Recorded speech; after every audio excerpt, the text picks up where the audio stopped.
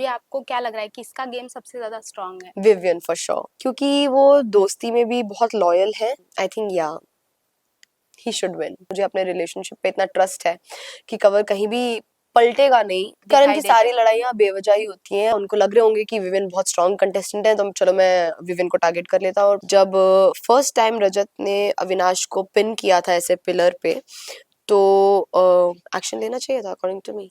Nation wants to know, ये वाला सवाल अभी हो गया है कि शिल्पा मैम के लाडले कौन है, करण और विवियन में से? दिग्विजय ने रजत को डिच या किया है।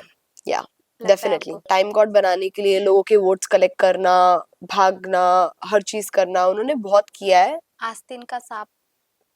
करणवीर मेहरा, काफी सारे लोग हैं बुद्धिहीन, करणवीर सबसे बड़ा बुद्धिहीन है। क्या आपको लगता है मैम कि अविनाश और ईशा में एक अलग एंगल दिया जा रहा है, लाइक उनका दोस्ती से बढ़कर भी कुछ है?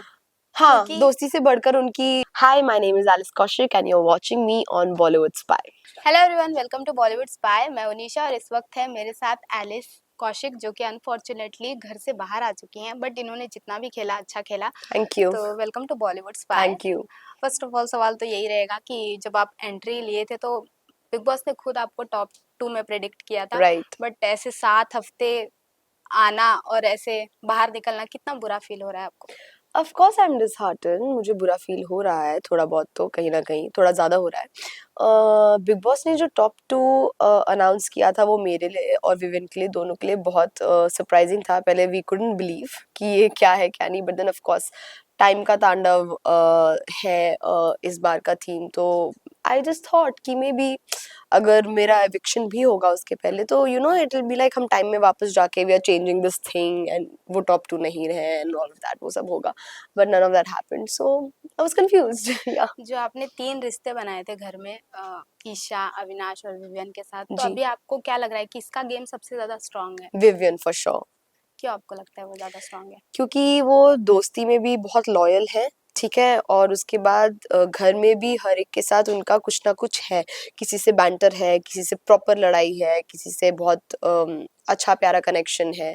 सो ऑल इन ऑल वो हर जगह इन्वॉल्व्ड भी है और वो एक बहुत अच्छे इंसान भी है, बहुत वाइज है वो, he is wise beyond his years, beyond his age. So I think या ही शुड विन। मैम, आपका एक पर्सनल लाइफ पे हाल ही में बात हुई थी जी बिग बॉस पे, जी। शादी को लेकर। यस। तो अब आपकी बात हुई कन्वर्सर से एंड चीजें क्लेरिफाई हुई? चीजें ऑलरेडी क्लैरिफाइड ही थी, बस ये है कि एक दिन के लिए मैं थोड़ी सी इमोशनल हो गई थी, बट ऑफ कोर्स मुझे अपने रिलेशनशिप पे इतना ट्रस्ट है कि कवर कहीं भी पलटेगा नहीं। कहीं भी इस बात को ऐसा नहीं कर देगा कि oh okay I will not end up with Alice, और या एलिस और मैं रिलेशनशिप में नहीं है, क्योंकि हम दोनों काफी ज्यादा वोकल रहे हैं इस चीज को लेके हमेशा से। सो या क्लैरिफिकेशन जैसा कुछ था ही नहीं।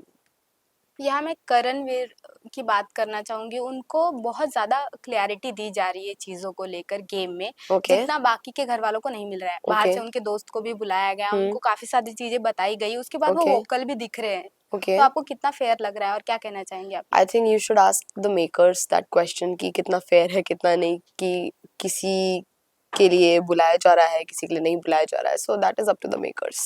बट आपको लगता है कि ये सही है? आपका क्या मुझे इस बारे ओपिनियन? में बिल्कुल पता ही नहीं है, बिकॉज मैंने आके एपिसोड्स नहीं देखे एंड ये एक दो जगह से मैंने सुना दैट करण के दोस्त को बुलाया गया था, किसी को आई डोंट इवन नो कि किसको बुलाया अब तक, I don't know. So yeah I have nothing to comment on this. Karan and Vivian की बनती भी नहीं दिखाई दे रही है हाल फिलहाल में, एंड हमने देखा है कि करण कहीं ना कहीं बेवजह लड़ते हुए करण दिखाई की देते सारी हैं। लड़ाइयाँ बेवजह ही होती हैं और उनकी लड़ाइयाँ इतनी ऊपर भी नहीं होती हैं। उनसे जब बोला जाता है कि अरे आप कुछ नहीं करें, आप कुछ नहीं कर रहे हैं, तो वो अगले 2 घंटे के लिए बहुत ज्यादा ऊपर चले जाएंगे। वो भी बातों का उनकी कोई तुक नहीं होता है, ऊपर चले जाके वो वापस शांत हो जाते हैं। But so do you feel कि करण स्पेशली विवियन को टारगेट कर रहे हैं? करण का टारगेट भी क्या ही होता है, करण खुद तो कभी किसी को टारगेट कर नहीं पाते हैं, दूसरों के कंधों पे रख के बंदूक चलाते हैं। सो या उनको लग रहे होंगे कि विविन बहुत स्ट्रॉन्ग कंटेस्टेंट है, तो चलो मैं विविन को टारगेट कर लेता हूँ। और 12 साल से वो एक दूसरे को जानते भी हैं कुछ, तो उनको इजी लग रहा होगा टारगेट करना। रजत ने घर में वायलेंस स्टार्ट किया, उन्होंने धमकियां भी दी हैं, लेकिन उनके खिलाफ कोई स्ट्रॉन्ग एक्शन नहीं लिया गया। क्यों? आप क्या कहना चाहेंगे? ये तो आप मेकर्स से पूछिए कि क्यों नहीं लिया गया, बिकॉज अकॉर्डिंग टू मी जब फर्स्ट टाइम रजत ने अविनाश को पिन किया था ऐसे पिलर पे, तो एक्शन लेना चाहिए था according to me. There should have been some consequences about it. Nation wants to know, ये वाला सवाल अभी हो गया है कि शिल्पा मैम के लाडले कौन है, करण और विवियन में से? आई थिंक गेम खत्म होने के बाद भी नहीं पता चल पाएगा कौन है. आई डोंट थिंक गेम खत्म होने के बाद भी किसी को पता चल पाएगा कौन है, लेकिन जहां तक मुझे लग रहा है वो विवियन. विवियन इज एवरीबॉडीज लाडला. ओके, क्या आपको लगता है मैम कि अविनाश और ईशा में एक अलग एंगल दिया जा रहा है, लाइक उनका दोस्ती से बढ़कर भी कुछ है? हाँ, क्योंकि दोस्ती से बढ़कर उनकी ये चीज है कि फ्रेंड से ज्यादा वो बेस्ट फ्रेंड बन चुके हैं. That's all I can see. उससे ज्यादा कुछ मुझे नहीं लगता. आई मैं डोंट थिंक आपको सो. यहाँ पे एक चीज मेंशन करना चाहूंगी कि जैसे ही आप इविक्ट हुए एंड ईशा वाज क्राइंग, तो जो फेलो कंटेस्टेंट थे वहाँ पे करण एंड दिग्विजय, वो बात करते हुए नजर आ रहे थे करण कि एंड अब चमचा. हाँ, कि अब उनका कपल गेम स्टार्ट होगा. तो आप हाँ, क्या कहना चाहेंगे इस पे? ऐसे वो दिन भर में बैठ के ऐसे 50,000 बेतुकी की बातें करते हैं, तो इसमें मैं कह के इसको और तवज्जो नहीं देना चाहूंगी. हम्म। आपके जो 3 दोस्त थे उनमें से आप किसे ट्रॉफी जीतते हुए देखना चाहते हो? विवियन.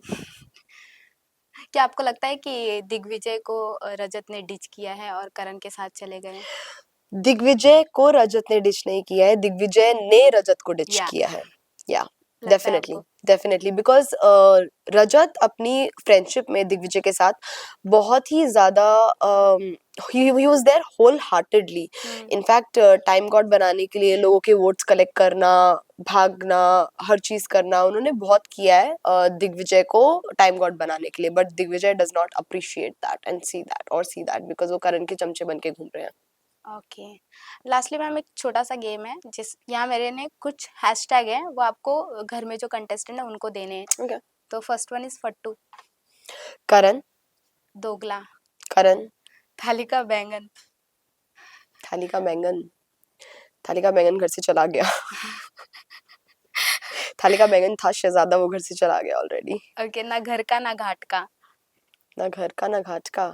दैट वुड बी चाहत. नो, दो नाव पे सवार. दो नाव पे सवार. uh, ऐसा तो कोई नहीं है. आस्तीन का सांप. करणवीर मेहरा. कामचोर. कामचोर. कामचोर. कामचोर. कामचोर. कामचोर तो कोई नहीं है. Nobody. बुद्धिहीन. काफी सारे लोग हैं बुद्धिहीन. करणवीर सबसे बड़ा बुद्धिहीन है. Drama queen. Drama queen Chahat. Hero. Vivian. Heroine. Eisha. True friend. Vivian. And lastly पीठ में जो छुरा घोपने वाला है. करण. गाइस अगर मैंने अंदर ऑलरेडी बोल दिया, लेकिन मैं वापस बोल रही हूँ. आई जस्ट रियली होप कि करण के जितने भी दोस्त हैं उनकी आंखें खुल जाए और वो देख पाए करण को for what he is. Thank you so much. Thank you. Lastly viewers को क्या कहना चाहेंगे? Thank you so much. आपने मुझे इतना सपोर्ट किया. 7th week 50 days I was inside the house for all the love that you give me. Thank you, thank you, thank you, thank you, thank you so much. Thank you so much and all the best आपको ma'am. Thank you.